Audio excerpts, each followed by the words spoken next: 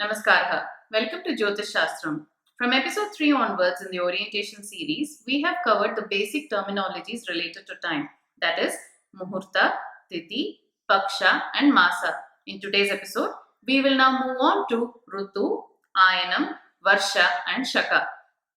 We learned about month and its calculation from solar and lunar perspective in the previous episodes. Now, in today's episode, we will understand the relationship between Masa, Rutu, Ayana, and Samvatsara. As we know in the English system, there are 12 months, which constitute 4 seasons that make up a year. Similarly, in the Hindu system, 2 Masas form a Rutu, 3 Rutus form an Ayana, and 2 Ayanas make a Varsha or Samvatsara. We will go into the details of each of these in this episode. Let's start with Rutu. Rutu is season. We learnt in school that there are 4 seasons in a year, but we consider 6 seasons in India. 2 months form one season. A word of advice for newcomers to my channel. If you're not aware of the terminologies such as Masa, lunar month, solar month, Tithi, Shankranti, or Rashi, then please take a look at episodes 3 to 8 to get a better understanding of this episode. Moving on, Chaitra and Vaishakha Masas is Vasant Rutu. In English, this is spring season. Jeshta and Ashada form Grishma Rutu or summer season. Shravana and Bhadrapada is Varsha Rutu or monsoon season. Ashwayuja and Kartika Masas are Sharad Rutu or popularly known as autumn or called fall season in US. Margashira and Pushya Masas is Hemant Rutu or called late autumn or pre-winter. This is milder winter season. Magha and Phalguni months is Shishir Rutu or winter season. This is a colder season. Every season has a deity assigned. Vasanta Rutu's deity is Shukra. Grishma Rutu's deity is Mangala and Surya. Varsha Rutu's deity is Chandra. Sharad Rutu's deity is Buddha. Hemant Rutu's deity is Guru. And Shani is Shishira Rutu's deity. 3 seasons form one half of the year. Shishira to Grishma Rutus is one half. Varsha to Hemanta Rutus form the other half of the year. There is another name for these halves of the year, Uttarayana and Dakshinayana. These halves have got their names based on the sun's apparent motion from the equator. The earth tilts in its axis towards the sun, and hence during the 6 months Magha to Ashada Masa, sun appears as if it is moving towards the north. Uttara means north, Ayana means solstice, and hence it is called Uttarayana or northern solstice. This moving towards north occurs on Makara Shankranti, that is, when sun moves into Makara Rashi. In the English calendar, this period is mid Jan to mid July. From Karkataka Shankranti, the earth is tilting away from the sun for 6 months, Shravana to Pushya Masas. Now, sun appears as if it is moving towards south. Dakshina means south, and hence it is called Dakshinayana or southern solstice. In the English calendar, this period is from mid July to mid Jan. Another school of thought is Uttarayana is day for God and considered that Lord Vishnu is awake during this period. This period is considered auspicious and people try to conduct functions or rituals such as Upanayana, Graha Pravesha or marriages during this period. It is also seen in Mahabharata that in Kurukshetra when Bhishma was hurt badly, he chose to wait for the Uttarayana period to take his last breath. Similarly, Dakshinayana is the night for God and when Lord Vishnu is asleep or is in deep meditation. This period is not considered to be an auspicious period for sacred rituals and people, if possible, avoid it for functions. You would also see an increase in pujas and festivals during this period, as the belief is that divine help is required during this time. For instance, the popular Kartika and Dhanurmasa festivals. As per Ayurveda, sun rays are low during Dakshinayana, which lowers the digestive power. This in turn lowers immunity levels in people. That is the reason these traditions and rituals come in the form of fasting, meditation, and divine worship towards God. These rituals help keep up the immunity power in the body.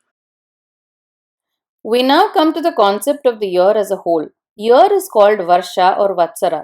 There are 5 systems to calculate Varsha. We will look at each of these and its usage. 12 Chandramasas make an Indavatsara or Anuvatsara, in English, synodic year. People following Purnimanta and Amanta systems treat Shukla Paksha Pratipada in Chaitra Masa as the new year, except for Gujarat that follows Shukla Paksha Pratipada in Kartika Masa, that is, after Diwali, as the new year. Similarly, 12 solar months form a Samvatsara or solar year. The new year is celebrated when sun enters Mesha Rashi. Though Samvatsara technically means solar year, this word is commonly used as Varsha.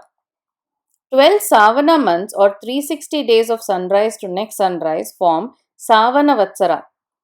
12 sidereal months in Nakshatramanam form a Nakshatra Varsha. The new year is considered when moon enters Ashwini Nakshatra and ends in Revati Nakshatra. There is another system called Barhaspatya system. Here, the duration that Brihaspati or Jupiter travels in one Rashi is called Barhaspatya Varsha. This comes to around 361 days. This is also called Jupiterian year. How or where do we use all these systems of measurement? In order to find the auspicious tithis for vratas, upavasas, pilgrimages, and to decide muhurta for important life events such as marriage, Chandramana system is used. Chandrabala is one of the important concepts to be checked to decide an auspicious muhurta. Solstices, ayanas, shankrantis, seasons, and yugas are based on the sun, and hence Sauramana system becomes important. People following Sauramana also use this system for Dhanurmasa vratas and to decide muhurta for Gruha Arambha or Upanayana.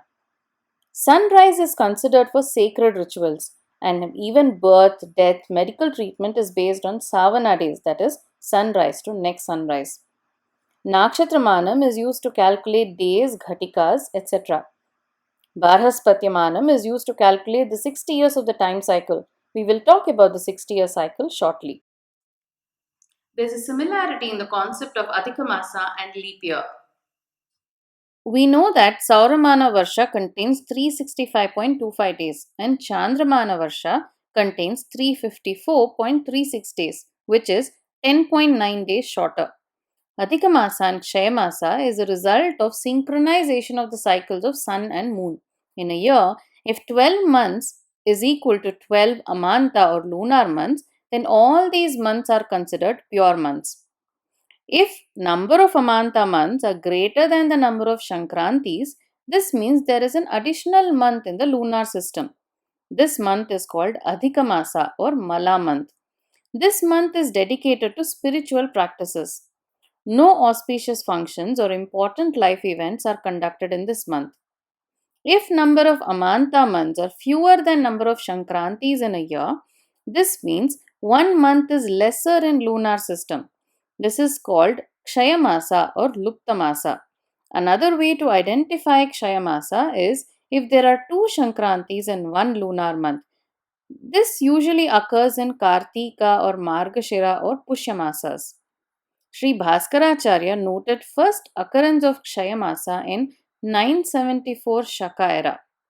Similarly, Gregorian or English calendar considers 365 days, but the earth takes 365.25 days to revolve around the sun.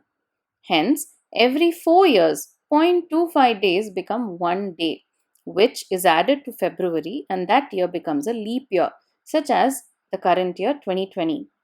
This way, the inaccuracy of the English calendar is synchronized with the Earth's movement. To clarify, our Hindu calendars are not inaccurate, but we are synchronizing between two different systems, solar and lunar, and that's the reason for Adhika or Kshayamasa. 60 such Varshas or Samvatsaras form a time cycle. This cycle of 60 years repeats over and over. These are the 60 years in the cycle.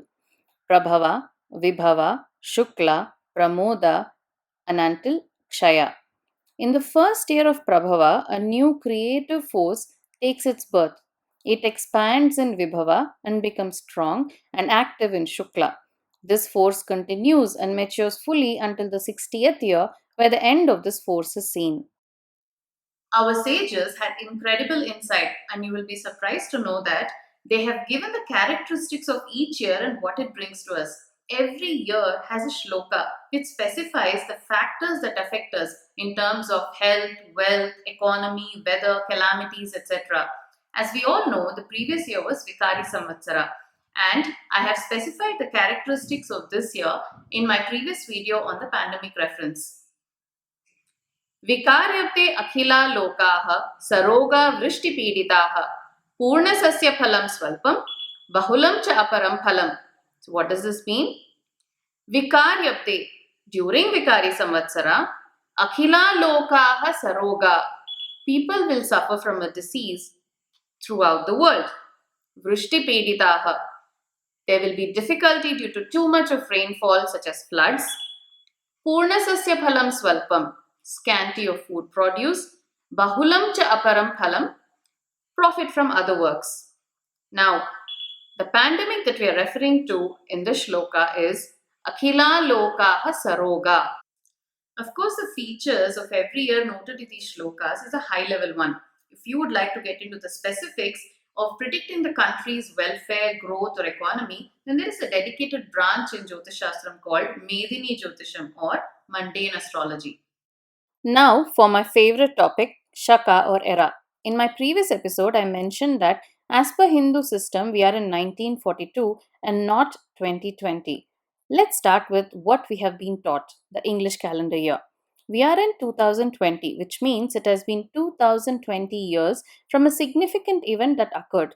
The significant event in English calendar is the birth of Christ. Technically, it is written as 2020 CE. CE is Common Era. Era is when years are counted from the time of a noted personality or a significant event. It is also called epoch. In Sanskritam, era is called Shaka. Obviously, in our Sanatana Dharma, era does not start with the birth of Christ. We have our own history of eras. The recent few eras are Yudhishthira era, which lasted for 3044 years. After that was Vikrama era. This era started when King Vikramaditya won over Shakas in Ujjain. This is when King Vikramaditya established his era.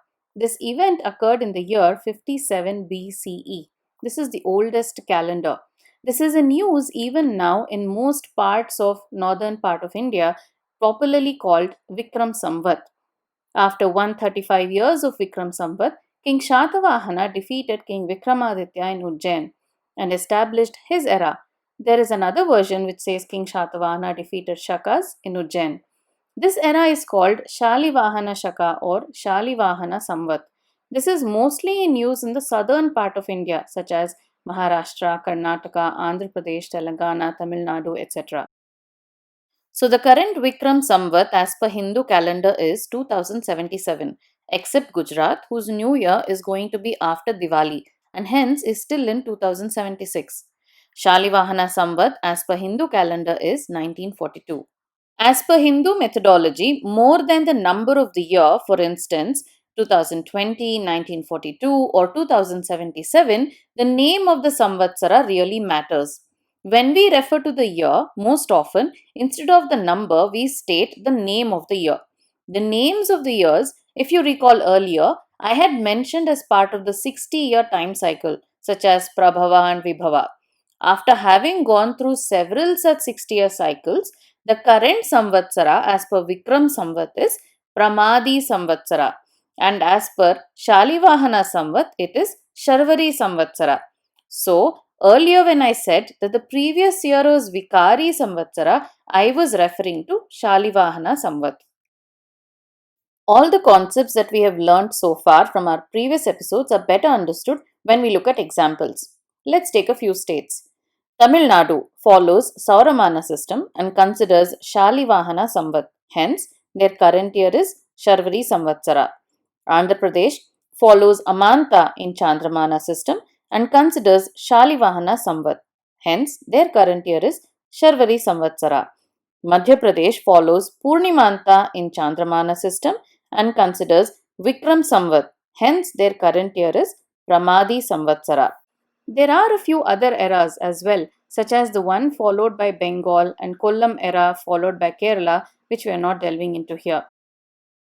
The Indian national calendar adopted Shalivahana Samvat as the era. But we adopted the English calendar, which is a tropical year system. Most of the researchers opine that tropical year cannot predict weather or seasons accurately, hence has become the cause of trouble for farmers. Expertise in Jyotish Shastram was one of the reasons why India was a superpower back then and attracted trade and invaders as well. Through the use of the right calendars, we were able to predict weather well and were able to lead in the field of agriculture. If we could invest now in researching our techniques with respect to the sidereal year used by our ancestors, then we could go back to what worked before. To summarize, we learned how two masas constitute a rutu. Three rutus form an ayana, two ayanas, that is Uttarayana and Dakshinayana, make a varsha, and 60 varshas such as Vikari, Sharvari that form a time cycle. Adhikan Kshayamasa is a result of synchronization of solar and lunar system, and we also learnt about our shakas or eras such as Vikram Samvat and Shalivahana Samvat. By this episode, we should have a better understanding of how the time is measured from the smaller unit Muhurta to the larger unit Samvatsara. Thanks for watching. If you have any questions, please post them in the comment section and I will be happy to clarify. Do subscribe to this free channel and support the cause of spreading Jyotish Shastram knowledge to everyone. Dhanyavadaha.